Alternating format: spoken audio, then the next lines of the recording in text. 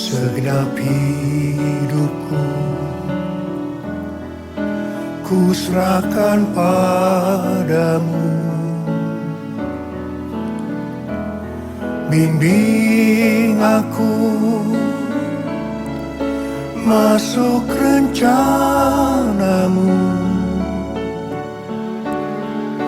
untuk membesarkan kerajaanmu. Ku mau mengikuti kehendak-Mu ya Bapa. Ku mau selalu menyenangkan hati-Mu.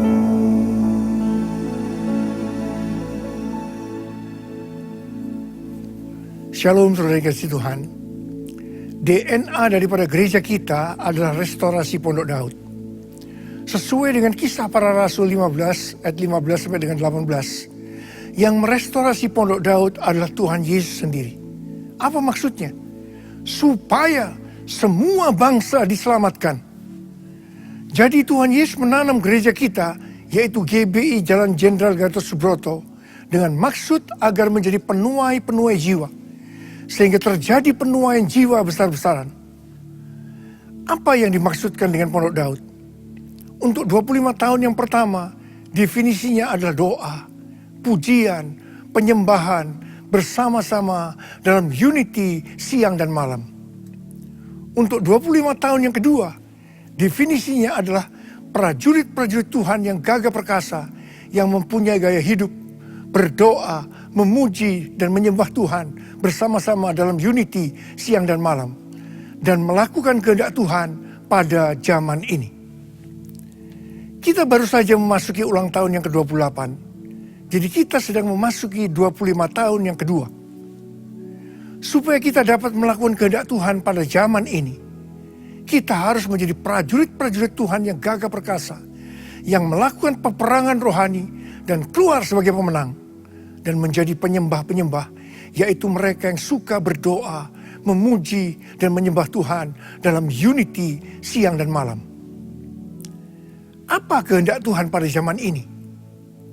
Kita sedang memasuki Pentakosta yang ketiga, yang artinya masa penuaian jiwa yang terbesar dan yang terakhir sebelum Tuhan Yesus datang untuk kali yang kedua.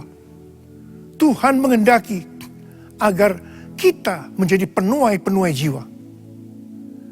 Hal ini Tuhan konfirmasikan melalui arti daripada tahun 5777 menurut kalender Ibrani.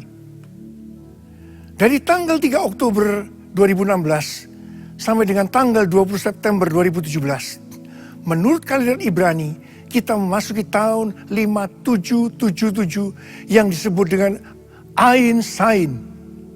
Ain adalah angka 70 yang berbicara tentang sebuah mata. Ini adalah mata Tuhan. Menurut Mazmur 32 ayat 8, mata Tuhan senantiasa tertuju kepada kita. Dia hendak mengajar, menasihati, dan menunjukkan jalan yang harus kita tempuh. Ajaran, nasihat, dan tuntunan Tuhan bisa kita fahami hanya kalau mata kita tertuju kepadanya. Dan Tuhan menuntun kita melalui arti dari Sain yang adalah angka 7. Arti daripada Sain atau angka 7 adalah pedang.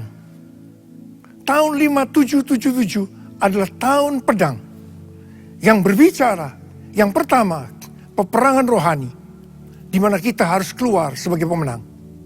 Yang kedua tentang penderitaan, bencana, masa-masa yang sukar, peperangan. Dan yang ketiga murka Tuhan. Dan yang keempat, hari-hari ini akan terjadi keruntuhan, ekonomi, moral, pengenalan akan Tuhan, iman. Dan yang kelima, musim yang ekstrim. Sikap hati kita kepada Tuhan harus ekstrim. Sain atau angka 7 berbicara tentang sabat, perhentian, beristirahat, yang artinya lebih banyak berada di dalam hadirat Tuhan. Hidup di dalam pimpinan oleh Roh Kudus. Melakukan hal-hal yang rohani. Hidup intim dengan Tuhan. Sain atau angka 7 bisa diartikan sebagai penuaian. Sain atau angka 7 berbicara tentang Vav atau angka 6 atau angka manusia yang diberi mahkota, yang berarti manusia yang diberi mahkota. Itu adalah Tuhan Yesus sendiri. Dalam masa penuaian, nama Tuhan Yesus sebagai manusia yang dimahkotai, yaitu Raja Damai, Raja di atas segala raja, akan banyak diperkatakan. Kalau kita mau diberi mahkota, maka kita harus hidup sama seperti Kristuslah hidup. Kalau kita melihat arti daripada tahun Ain Sain, ini adalah tahun penuaian jiwa, di mana pedang Tuhan turun, dan bagian kita adalah melakukan peperangan rohani, dan kita harus keluar sebagai pemenang. Sikap hati kita kepada Tuhan harus ekstrim, di mana kita harus lebih banyak di dalam hadirat Tuhan.